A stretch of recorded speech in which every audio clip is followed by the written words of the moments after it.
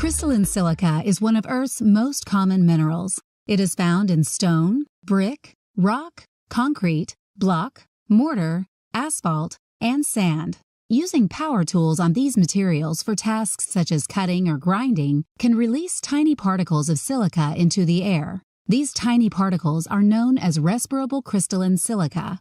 Workers who breathe in respirable crystalline silica can develop diseases that can be life-altering or deadly.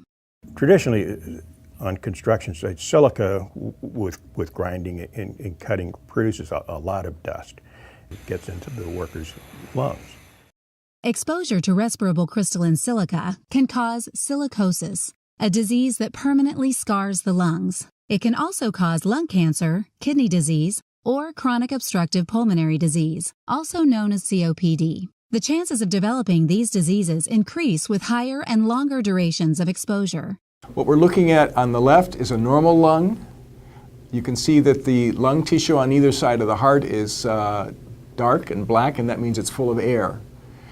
And the X-ray on the right, you can see those white scars throughout the lungs on both sides. That's all scar tissue. Is from a patient with advanced silicosis.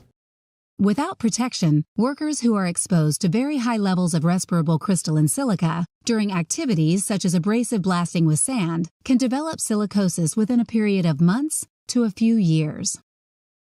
Workers usually do not develop signs of silicosis until after they have been exposed for 10 years or more.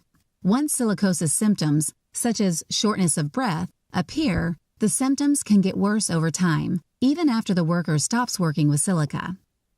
Usually people who develop silicosis have been very healthy, vigorous people, and they find after years of the disease that they're short of breath, that they can't go very far, they can't walk very far, they can't climb the stairs. They may even be short of breath just sitting still. I continue to see new cases of silicosis, and yet there is still no treatment. So I would like to see prevention of silicosis so that this disease is eliminated from our hospitals and our health clinics.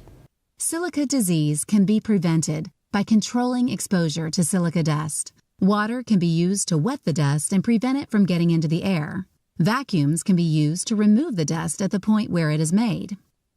We stir up a lot of dust, so we try to prevent as much of it getting in the air as possible. So we use these vacuums. But while we're working on cutting the joints out, we create a lot of dust, which we collect in the vacuums inside these bags. Much rather have it in this bag than I would inside my lungs. Once I tried the new things, it worked well, because at the end of the day, I went home without silica dust in my lungs. I went home clean at the end of the day, and I got used to it.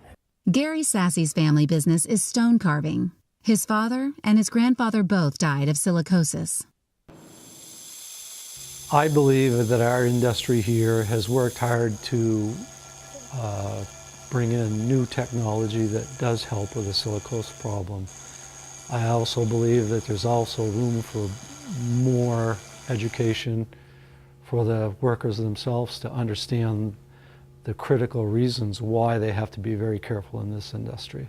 In today's climate, we stress to our customers safety, financial stability, company stability. We remind our men we want them to go home same shape or better shape than when they showed up at work that morning.